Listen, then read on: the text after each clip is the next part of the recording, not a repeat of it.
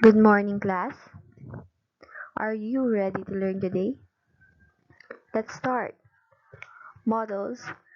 So, our topic for today is about models. Models expressing permission and making requests. So, what is a model? Models. Modal auxiliaries are auxiliary verbs that lend different shades of meaning to the main verb to which they are attached. Also, they give additional information to the modals, to the verb that modals follow. Okay? Then another information about modals. Modals help express the mood or attitude of the speaker and convey ideas about possibility, probability, necessity, obligation, advisability, and permission. Okay, so we have this following common modal verbs, which are can, could, may, might, should, must, shall, will, and would. Okay. Now, when we say modals, these are the examples of modals in the sentence. What kind of sentence can we use in this picture? He can swim. Can you identify the modal in the sentence? Okay, the word can. What does it imply? That the person is able to swim. It is attached with the main verb, which is swim. Are we clear with that? Okay, let's have another example. What kind of sentence can you make with this? With this picture? Okay. He should go to the doctor. Now, can you identify the modals in the sentence?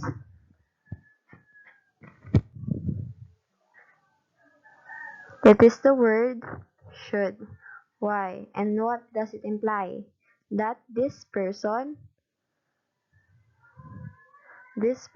should go to the doctor. This word should is giving an implication of advice. Why? This person really looks like that he needs to go to the doctor. That's why this person is advising this person to go to the doctor for him to be treated by the doctor. Are we clear with that? Again, what are the kinds of modals or what are the common modal verbs? Can, could, shall, should, may, might, will, and would. Okay. Now, if you are able to recite those common modal verbs, then very good. You memorized all of it. Okay. Now, let's go to the next slide.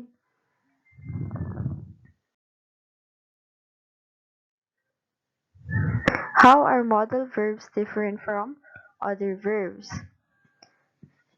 What does this question imply? What are the difference of the modal verbs from the other kinds of verbs? The first one, let's read. They do not take S in third person, like he can, he must, and it could. Okay. Then next, they use not in the negative form. They may not, we should not.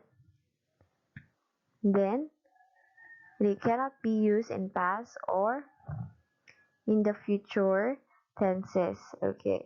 Then the last one, there is no do after them. I can do and you must do. Okay. Now in the first one, they do not take S in the third person. That's why they are using the pronoun he as the third person and she and it. They are not using the S. Okay. Then for the second one, they use not in the negative form. They do not use doesn't, may. For example, doesn't, may. Don't, not, don't, may. That is the wrong form of the verb. You cannot attach it with the modal verbs. That's why it is written like this. They may not and we should not. You cannot. And that is the negative form of the modal verbs. Very good. For the third one, they cannot be used in the past or in the future tenses. Why? Because some of the modal verbs are written in present tense like can, shall. But other forms of modal verbs can be used in the past and future tenses like will. It is used in the future tenses. And in the fourth one, there is no to after them. For example, I can to do. That is wrong. That's why it is written like I can do, you must do. That is not, you are not going to attach to in your modal verbs. Are we clear with that? I hope so. Okay, let's go to the next slide.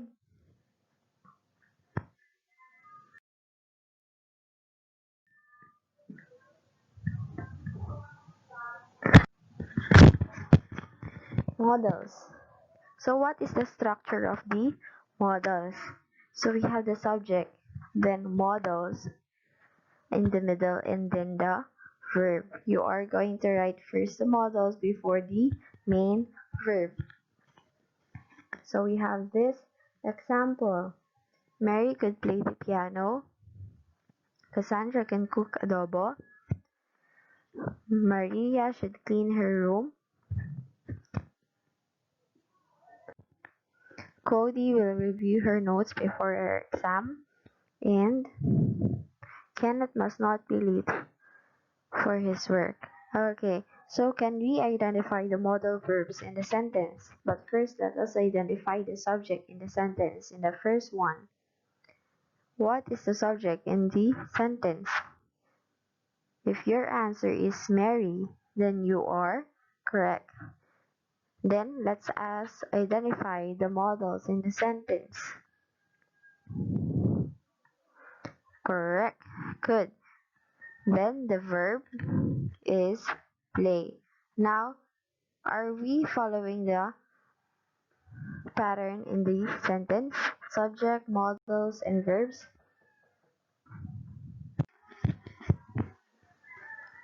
Okay, for the next example, we have Cassandra can cook adobo. What is the sentence? What is the subject in the sentence?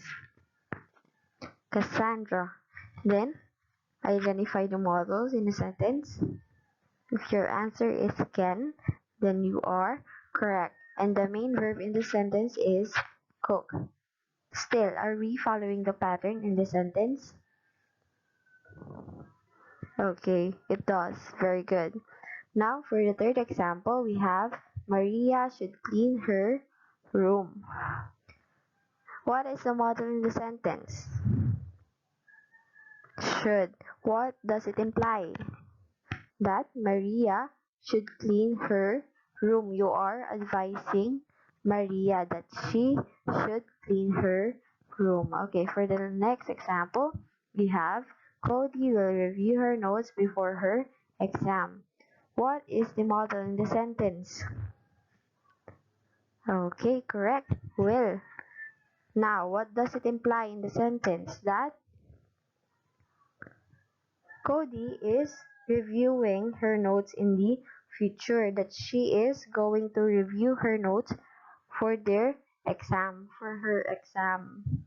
Okay, for the last example, Kenneth must not be late for his work. What is the model in the sentence?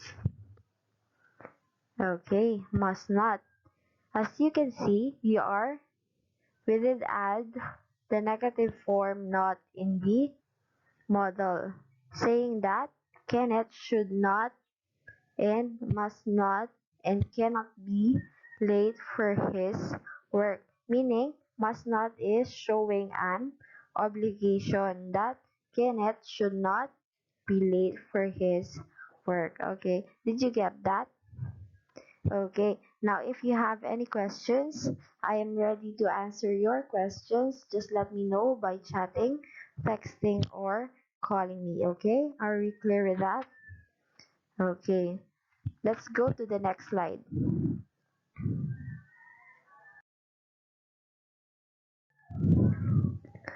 So we have this main topic for today: models expressing permission and making requests.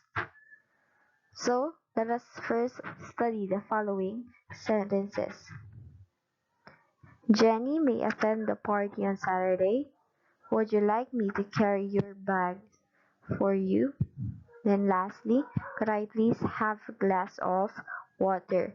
Now, what did you observe in the following sentence? That they are asking for permissions and making what? Making requests. Okay. In the first sentence, Jenny may attend the party on Saturday, meaning it is expressing that she is permitted to attend the party on Saturday because she may attend, meaning she got the permission to attend to the party on Saturday. And the model in the sentence is may. Okay, are we clear with that? Okay, let's go to the second example. Would you like me to carry your bags for you? Now, what does it say? That this person is asking for permission that no, that what? That if he would carry your bags, okay? Now, can we identify what is the model in the sentence? Okay, that is would. Now, if your answer is would, that is correct. Now, what does it imply again? It is asking for permission for him to carry your bags for you. Okay, in the last example, can you read it with me? Could I please have a glass of water? That is what? What is the model in the sentence? That is the word could. Now, what does it say? It is asking for permission for him to get a glass of water. All of this sentence is asking for permission or making a request. Are we clear with that? Okay, next slide.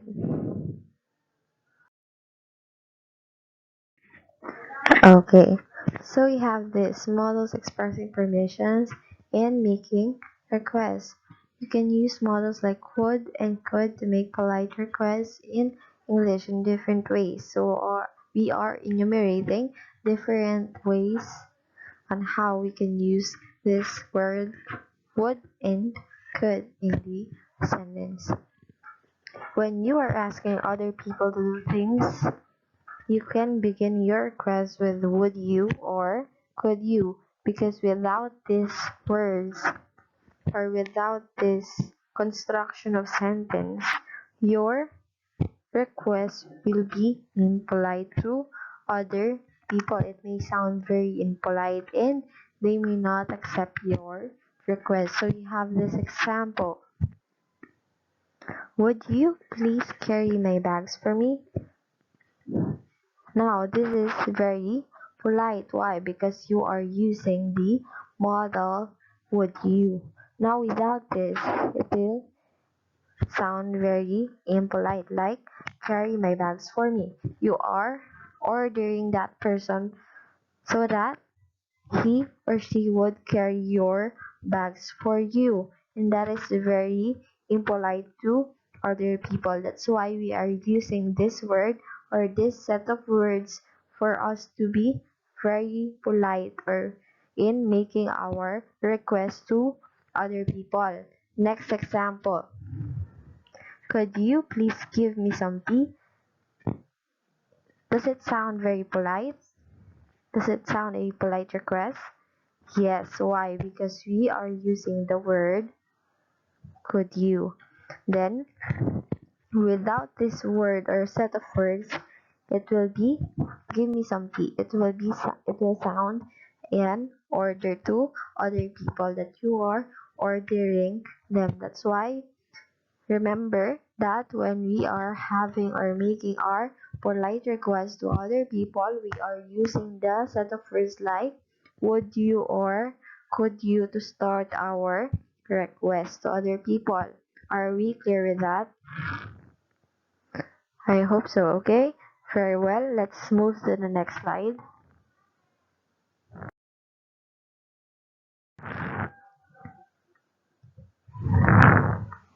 You have the second one. You can also begin your request with would you like to, or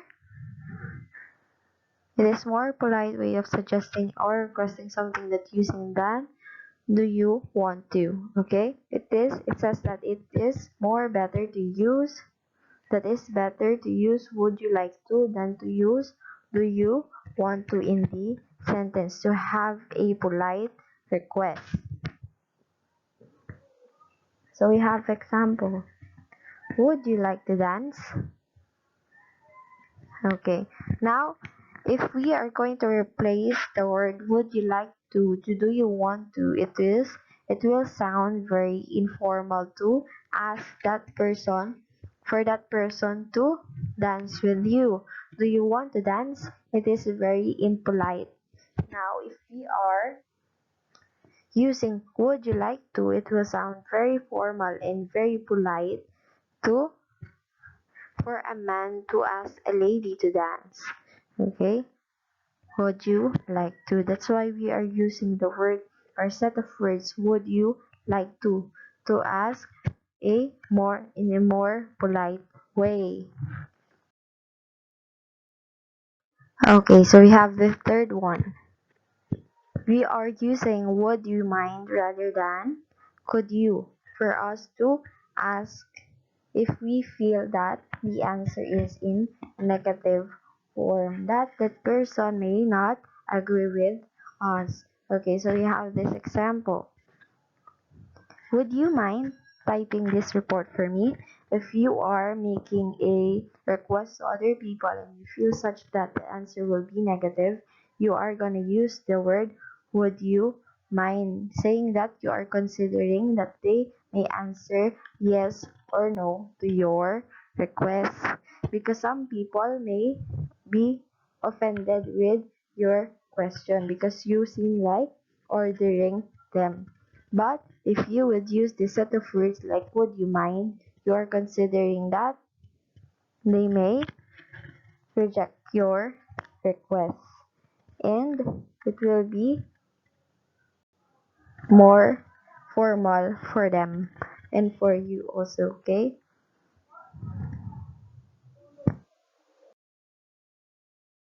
Okay, so we have the last one in models express information and making requests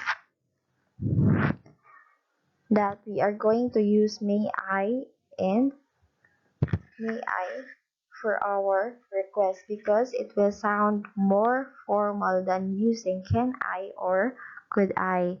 Then we have this example. Might I be able to join in your trip to Baguio? Now, if you are going to replace it with could I be able to join in your trip to Baguio? That is more informal than the might, okay, than the first one. That's why we are using might or may in the sentence, in the formal sentences. And if you are asking your teacher, may I go to the bathroom? Oh, that is very formal, not can I, okay? Because that is very wrong. You can go to the bathroom, but you are asking your permission to the teacher. That's why you are asking may I, not can I, okay? Understood? Okay, so let's have another example. May I see your collection of figurines? You are asking in a formal question, not an not what informal question. Okay, are we clear with those? Again, if you have questions, feel free to chat me, text me, or call me, okay? Okay, that's all for today. God bless.